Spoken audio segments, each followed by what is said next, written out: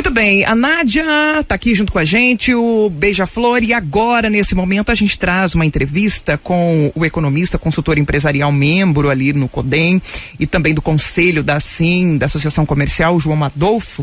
A Nádia pode até ver aqui, a gente traz informações de que, segundo o Datafolha, né, Nádia, 69% dos brasileiros prevêem aí perder uma renda na crise, sendo que 37% acreditam, né, que será por muito tempo. E neste momento de queda, né, de receita, que é indispensável também para cortar em termos de corte de gastos aí para se conseguir manter, e é assim que tudo se normalizar, criar, né, uma cultura de juntar dinheiro para tempos de incerteza. Vivemos tempos difíceis, muita gente, né, Nádia, desempregada, como lidar com essa situação, como pagar, o que a gente faz, né? Isso mesmo, né? E acho que as pessoas não esperavam ter um 2020 tão tumultuado, né?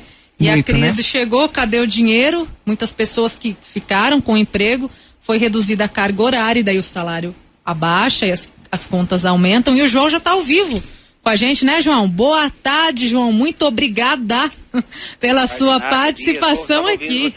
Tudo jóia, João? Seja bem-vindo. Bom, já posso começar? Isso, você já está ao vivo já, João. Tudo certo, João Adolfo Stadler, economista, que vai trazer dicas aqui para as pessoas que querem economizar agora neste momento de crise. João, estamos ao vivo aqui pela 105.7. Tudo bem com você? Tudo bem, e vocês aí? Opa, tudo jóia. João, qual que é a dica aí que você deixa para quem está ouvindo a Band News FM? Muitas pessoas ficaram desempregadas, né? Um reflexo dessa crise econômica que todo o país está vivendo. Eu teria vários pontos aqui, de repente, a elencar, né? Primeiro, vamos pegar essa mais complicada, que seria do desemprego. A gente viu que o mês de abril subiu para 12,6%. Esses aqui são dados do IBGE, mas o que a gente poderia colocar como alternativas? Primeiro, de certa forma, nós estamos em vantagem em relação ao resto do país, porque na apuração anterior, por exemplo, o Brasil estava com 12,2% de desemprego e a região sul, 7,5%. Então, aqui o nosso estado do Paraná, ele é menos impactado, de certa forma, do que se a gente estivesse na região norte, noroeste e tal. Nordeste, desculpa. Então, assim, ainda há possibilidade de a gente procurar uma recolocação, claro que está mais difícil. O que eu colocaria, rever a sua forma de se apresentar, né? Então, o currículo é um ponto, uma porta de entrada. As empresas costumam receber, assim, centenas, para não falar, às vezes, milhares até de currículos para uma vaga. E a pessoa que está por trás, o profissional que faz a triagem, aquele ponto inicial para a seleção do candidato, leva em consideração muito a apresentação do currículo. Então, coloque um currículo com uma foto bem detalhado, os tópicos, né, da sua graduação, suas qualificações, suas experiências. Não fiquem, assim, receosos de tipo, eu ouvi dizer que o currículo tem que ter só uma página e ser enxuto. Eu já vejo diferente, que se você conseguir detalhar e se apresentar de uma forma que a pessoa que está fazendo a leitura consiga imaginar e compreender quais são as suas atribuições nessas experiências anteriores, é interessante. Depois, façam uso das redes sociais. Lógico, a gente tem uma que é bem específica para a área profissional, o LinkedIn. Então, ali você pode se colocar à disposição, porque não de uma forma criativa. Ontem eu estava dando uma olhada e apareceu uma foto, a pessoa fez uma arte assim, procura-se fulana de tal, motivos, era como se fosse uma fugitiva, e daí embaixo estava todas as qualificações, formada em marketing, não sei o que, trabalhou tanto tempo, não sei o que, dava para ver que era uma pessoa que estava procurando a recolocação e que utilizou uma maneira diferente de chamar atenção. Eu achei incrível porque a postagem dela estava com quase 30 mil curtidas. Então veja como que não foi a abrangência dela em número de visualizações. Com certeza muito mais do que essas que curtiram chegaram a ver. De repente é uma possibilidade dela ter chamado a atenção de alguém com essa forma de se vender, né? Tá, mas João, que outras redes sociais não essa? Eu também tenho visto alguns amigos colocando assim, você que é meu contato no Facebook, se você estiver passando por uma dificuldade, desemprego, me avise para que eu possa tentar ajudá-lo com os clientes que atendem, coisa e tal. Foi o Paulo Quental que eu vi isso também ontem no Facebook dele. Bom, ele se colocou à disposição para ajudar, mas você também numa situação de dificuldade, sem estar trabalhando e sabe que precisa retornar o quanto antes para uma atividade e reformatar aí a renda, não tenha vergonha.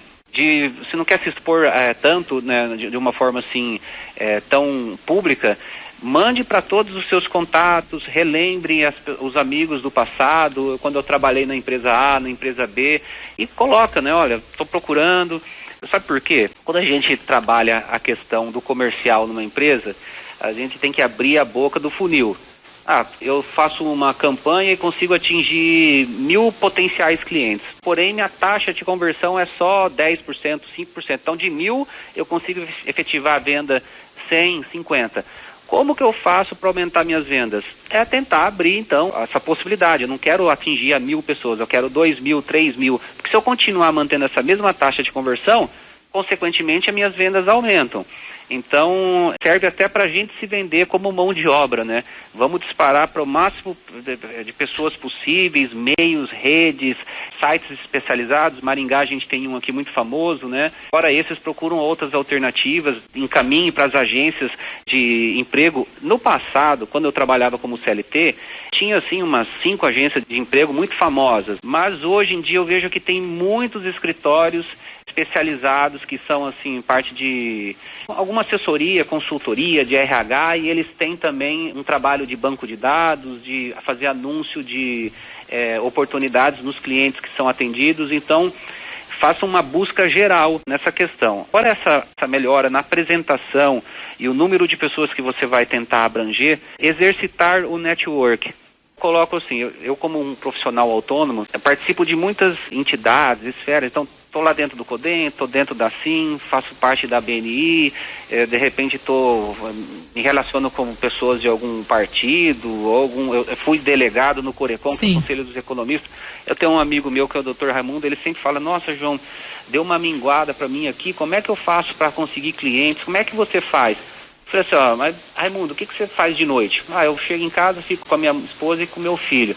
Tá, realmente é confortável, é agradável e é importante para a família, mas você tem que separar também um tempo para você ir lá numa reunião na associação comercial, participar de um grupo, se colocar à disposição como voluntariado num conselho, numa entidade, porque é daí que você vai fazer o seu network. E hoje em dia, aqui em Maringá tem a BNI, que seria aquela uma que faz até uma profissionalização do network. Você se torna lá um associado e você automaticamente é colocado num grupo onde todo mundo fica se fomentando negócios, indicando e tal.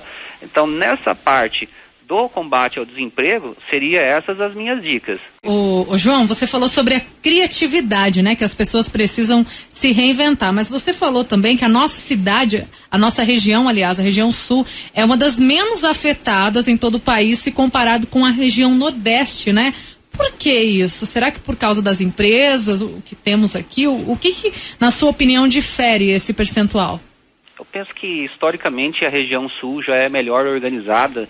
Aqui em Maringá nós podemos ver que, por exemplo, o destaque que temos por conta da nossa associação comercial, do Observatório Social, que foi uma iniciativa maringaense exportada para outras cidades, estados e até países.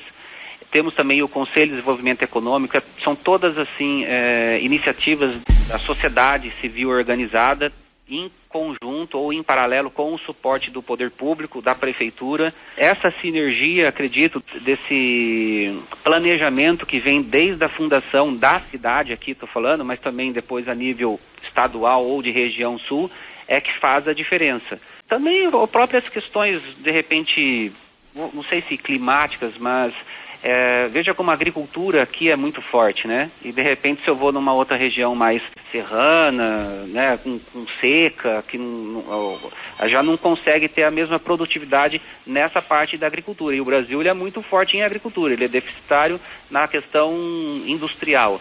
Então, por isso que eu vejo, assim, que as regiões do país, elas tem alguns desequilíbrios, e acontece daí que na média lá dá 12, mas você vê o desemprego na região nordeste é muito superior, a mais afetada.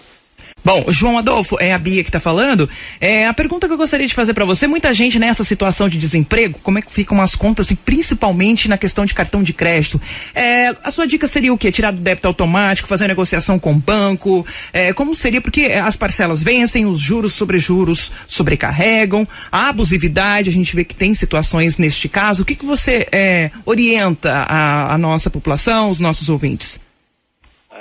Em relação às contas, de uma maneira geral. Responder o cartão de crédito. Mas o que fazer nessa questão de desemprego, né? Muita gente nessa situação, né? É difícil, não tem o que você sugere? Qual seria uma negociação com o banco, um parcelamento?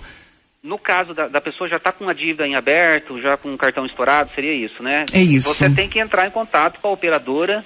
É claro, a primeira proposta que é feita, de repente, não é a mais interessante e funciona dessa forma mesmo. Essa semana eu passei por uma renegociação para um cliente meu com um devedor dele de 260 mil. A gente primeiro apresentou em 2 anos, sem prazo de carência para começar a pagar, a uma taxa de 1,99, usando como referência o que seria um refinanciamento de veículo, de caminhão. Não aceitou. Passamos outra com juro menor de refinanciamento imobiliário, apesar de estar sendo feita uma negociação no aval, né? Não ia ser dado nada em garantia. Também não aceitou. Falou que o máximo que poderia arcar seria 0,5%. Ainda assim, a parcela não poderia passar de 5 mil por mês.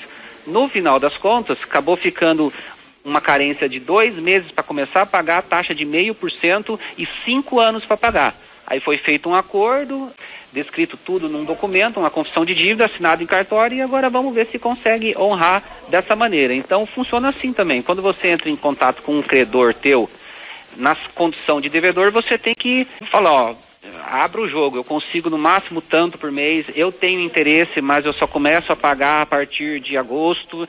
E se eles derem uma proposta indecorosa, aguarda, veja, daqui a pouco vão voltar novamente com uma outra alternativa. Se vê que o negócio não está meio abusivo, você pode recorrer a um advogado e... não, João, mas o advogado de repente vai me cobrar algum honorário e tal.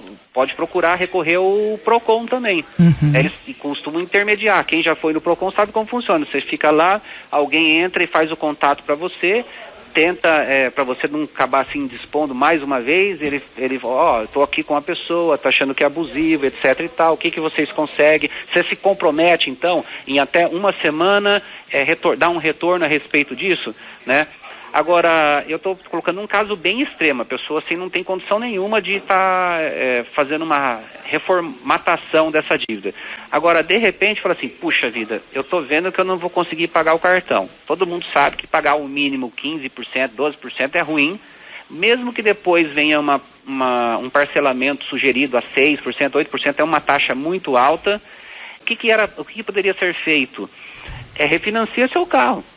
Eu tenho um carro, meu carro vale 30 mil, o banco vai liberar até 80%, vou fazer um cálculo rápido aqui na minha HP, 24 mil reais. Se você pegar em 48 meses a 1,9 de taxa, vai dar parcela de 766. Imagina, 766, se você largar lá 24 mil estourado numa conta corrente, o limite, que hoje está limitado, né, fixado a taxa máxima em 8%, já vai pagar R$ 1.920 de juro. Então, se você viu que estourou tua conta corrente, está lá devendo 20 e poucos mil reais, antecipe aos fatos. Veja que você tem o carro, que você pode ir numa financeira, fazer uma taxa muito mais barata e fazer pague novamente, né? Uhum. João, mas o meu carro ainda tem algum resquício de financiamento, algumas parcelas a vencer. É possível sim também fazer a quitação do saldo e a liberação só da diferença. João, você falou que libera até 24 mil, mas ainda tem 10 mil lá para pagar de saldo devedor. Beleza, você consegue com a financeira liberar só os 10 mil, quita esse anterior e daí paga essas parcelas. Às vezes estava faltando um prazo um pouco menor, você vai jogar um prazo maior, mas enfim, um custo interessante. E para procurar uma taxa menor ainda, com um prazo maior, você pode refinanciar o seu imóvel. Agora, se a pessoa colocar para mim, João, eu não tenho carro, eu não tenho imóvel, você tem que colocar a mão na consciência e pensar que naqueles tempos de vaca gorda, você comprou várias coisas que desejou. Você comprou um videogame, você comprou uma moto, você comprou uma bicicleta, Na hora que você coloca tudo na ponta do lápis, uma bicicleta foi R$ 1.800, o videogame foi R$ 1.200, você está com uma motona lá, que só para o fim de semana você usar é mais não sei quantos R$1.000, você tem que desimobilizar. Venda aquilo que você... Se organizar, né? Vai ter que você juntou abrir mão de algumas coisas. Você ganhava dinheiro. Agora que você está tendo prejuízo, você vai devolver isso, né? Fazer o quê? Depois, quando retomar, ano que vem já volta ao normal. Todo mundo tem uma boa expectativa para 2021 e 2022. Tomara então, mesmo. É pontual a situação nossa. É o que nós esperamos, né? Beija-flor agora? É o Beija-flor. Boa tarde, meu amigo. Tudo bem? Legal. Primeira vez que estou falando contigo, mas assisto você desde 30 anos atrás. Ô, João... É aí que eu descubro que eu tô ficando velho, viu? Louco, eu tô É comum encontrar rapazes aí, moças, né, de 25, 30 anos, e essas pessoas dizerem o seguinte, puxa, eu cresci te vendo na televisão. Bom, mas é muito legal. Legal. Ô, João, mas eu já ouvi falar bastante de você, né? Do seu conhecimento em economia. Ô, João, o que é bom deixar claro é o seguinte, tá todo mundo apertado, todo mundo com dívida, eu tenho dívida, a Nádia tem, a Bia tem, e tem muita gente que está dizendo o seguinte, falou, não vou esquentar a cabeça com boleto agora não, e vou jogando na gaveta, mas às vezes a pessoa tem condição de pagar 1, 2 ou 3 boletos, o correto é a pessoa podendo pagar, nem que seja um boleto, pague, porque nenhuma conta vai ser perdoada, né, João? Isso não existe, alguma hora vai ter que arcar com as responsabilidades, né? O problema é que tem gente, inclusive com muito dinheiro, mas eu não misturo a minha vida pessoal com o da empresa. Aí a dele, pessoal, ele tá lá numa casona de 3 milhões de reais, andando com carro importado, e a empresa tá deixando tudo e estourar, né? O cheque, estourar não, porque os caras são espertos.